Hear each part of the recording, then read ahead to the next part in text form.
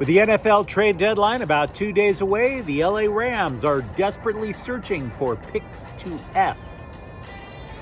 A coach says UCLA and USC, them leaving isn't going to harm the Pac-12 in basketball. And can the Kings' defensive problems be solved by looking at their own prospects? Hi, I'm James. This is your daily dose of sports and snark for the greatest sports city in the world, Los Angeles. This is Faithful Angelenos. It is October 30th, 2022. I'm standing outside a baseball stadium where the Dodgers have a minor league team. Why? Because I'm stupid. It's not baseball season. But whatever, let's talk LA sports. If you like the content that we've been putting out about LA sports, clickety-clack the like button. Clickety-clack the subscribe button. There's a notifications bell.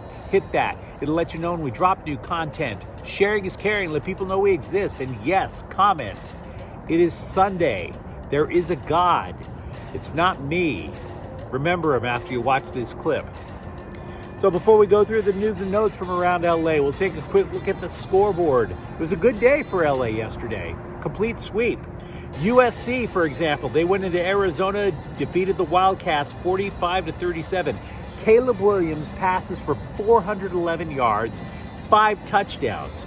Meanwhile, over in Pasadena, Zach Charbonnet rushes for 198 yards, scores 3 touchdowns to lead UCLA to a 38-13 victory over Stanford. By the way, there's a rapid recap of that game. Look for it on the UCLA playlist. And the LA Kings, they get a goal and an assist from Kevin Fiala. Anze Kopitar adds 2 assists. Kings 4, Toronto 2. Meanwhile, today, good stuff going on today. The 49ers are at the Rams at 1:25 in the afternoon. The Rams have activated both wide receiver Van Jefferson and cornerback Troy Hill. In addition to that, Austin FC travels to LAFC. The game starts at noon today. The winner has a date in MLS Cup Finals. Also in the NBA, Denver is going to play the Lakers. That game is at 6:30. LA is currently the lowest scoring team in the NBA, despite having LeBron and Anthony Davis. And earlier in the afternoon, New Orleans are going to play the Clippers at noon. Kawhi Leonard is out for his 3rd straight game. Interesting day for LA. Well, we're going to start off with your defending Super Bowl champion Rams, because again, we have trade rumors. Not random, let's just pull a trade out of our booty type stuff that you see all over the clickbait internet. Actual news journalist type people journalisming all over our faces on a Sunday morning. Red hot sticky journalism. So what I can tell you is that CBS Sports is claiming that the Rams have reached out to the Denver Broncos for pass rusher Bradley Chubb. We talked about him a day or so ago. Chubb, he's in the final year of his rookie deal. He has 5.5 sacks this year. Now, they told the Broncos that they'd be happy to send the team a first-round pick or 2, but there's a problem. They don't even have any. They don't have one in 2023. That one went for the Matthew Stafford trade. Hell, I don't think the Rams have a first-round pick until climate change puts us all underwater. You know, and that's the thing. If you have the F them picks philosophy, which is fine, but eventually you're not going to have any more picks to F. I hope they can find something, but you never know. Also, I can't tell you if the talk of trading for wide receiver Brandon Cooks is increasing because there's traction to these trade rumors, or if it's just a BS echo chamber where one person reports it, then another person says this guy reports it, and it just keeps building and building. I don't know if it's an echo chamber thing or not, but scribes keep reporting about that possibility. I'm skeptical the Rams will trade for Brandon Cooks for a number of reasons, but not the least of which is Brandon Cooks used to play for the Rams, and if they thought he was hot stuff, they never would have let him go in the first place. But I could be wrong. Let me know what you think in the comments thread. Also, sources are telling Adam Schefter of ESPN that if the Rams don't trade their own running back, Cam Akers, he is expected to return to the team and play. Awkward. But that's the team I follow. So be it. Now, as we've known for the last couple of months, USC and UCLA and USC, they're going to be leaving the Pac-12 in 2024. They're going to go to the Big Ten. And this has caused a whole lot of wailing, gnashing of teeth, kerfuffle on top of arguments and hair pulling, and everybody's starting to get just a little more bald with worry. But not in basketball.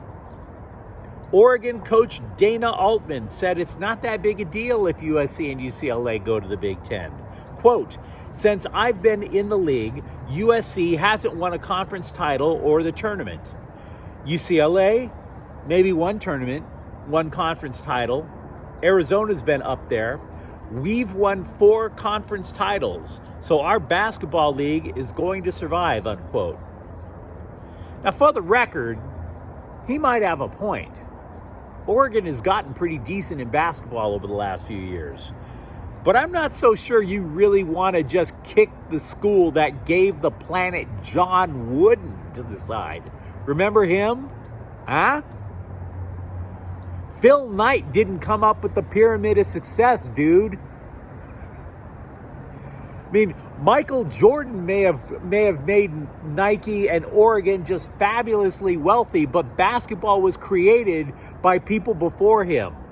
Like, I don't know, Kareem Abdul-Jabbar, UCLA grad, remember him? Bill Walton, Jamal. I could go on and on with people who were like synonymous with basketball who came from UCLA. So let's not go there. Let's not do that just yet. And besides that, it's not exactly like basketball makes the money football does. There's your problem right there.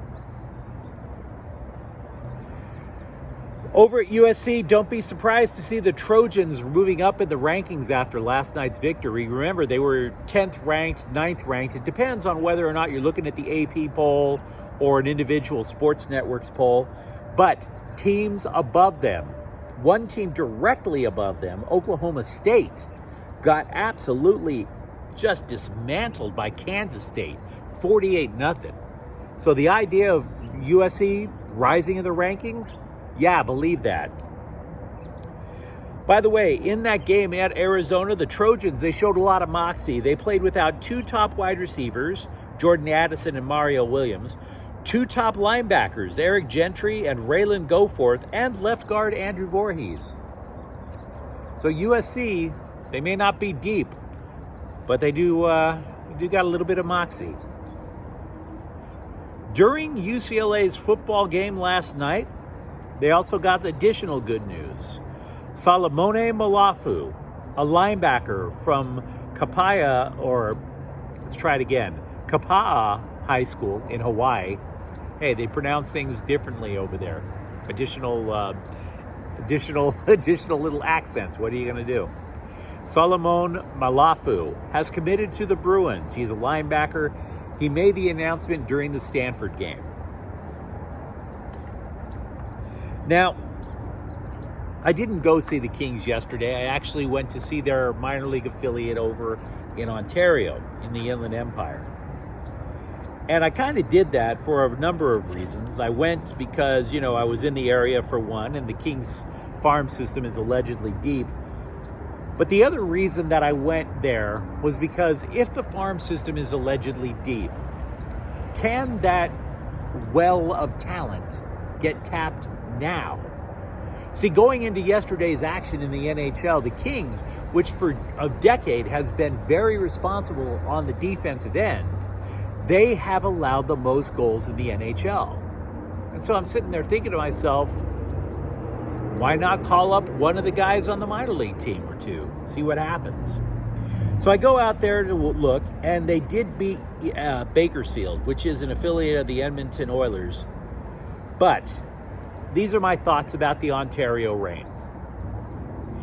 Ontario is allegedly the number 1 defense in the AHL, but I'm not sure that the defense in Ontario is a fix, a quick fix or temporary one for what's going on with the LA Kings. Maybe Tobias Bjornfoot could get a call. Maybe. He spent all the season last year with the Kings. and all of a sudden, because of the depth of the farm system, wound up going back to Ontario. Maybe Tobias Bjornfoot. But if you remember a guy named Jordan Spence, played a lot of time with LA last year, he too was sent down, just like Bjornfoot. Well, Ontario had a first period power play, so they have the man advantage. But despite having the man advantage, Ontario allowed 3 2-on-1 breaks going in the other direction. In other words, Bakersfield was the one taking advantage of it. And who was on defense for Ontario on the power play? It was Jordan Spence. Matter of fact, Jordan Spence specifically, accidentally obviously, but specifically gave the puck up to Bakersfield to start one of those odd man rushes in the other direction. So I'm not necessarily sure. I didn't necessarily leave that arena last night particularly impressed. It was a 4-3 game. Bakersfield doesn't score that much, and yet 3 goals allowed. Now, having said that, it wasn't all bad for Ontario because, of course, they won. There is a prospect among their top 7 prospects, a forward, Akil Thomas. He scored twice. I like him a lot. He camps out in the slot, and you have to be a little bit macho to camp yourself out in the slot like that. And he spent the entire game daring Bakersfield to knock him off, and they couldn't do it. So if you wanted to see your team get a little tougher, yeah, I could see Akil Thomas in a Kings uniform. Having said that, that is a very small sample size, so I don't want to claim to be an Ontario Reign expert. I'm just saying I'm not sure that the Kings are going to have an immediate solution to their defensive problems by looking to their own prospects. But one thing the Kings do is score. Gabe Vilardi is actually number 2 in the NHL in goals scored this year. He has 6. He trails only Connor McDavid of the Edmonton Oilers. But you let me know about what you think of the comments thread, whether it's about Rams trade rumors, whether it's about LAFC going for MLS Cup, whether it's about the LA Kings and whether their offense can just basically mask over a below average defense. Let me know what you think of the comments thread. Thank you for watching. I'm James. If you like the content, don't forget to subscribe to the channel. We'll be back tomorrow. Faithful Angelenos is a Kia and Corte El Queso production. Take care.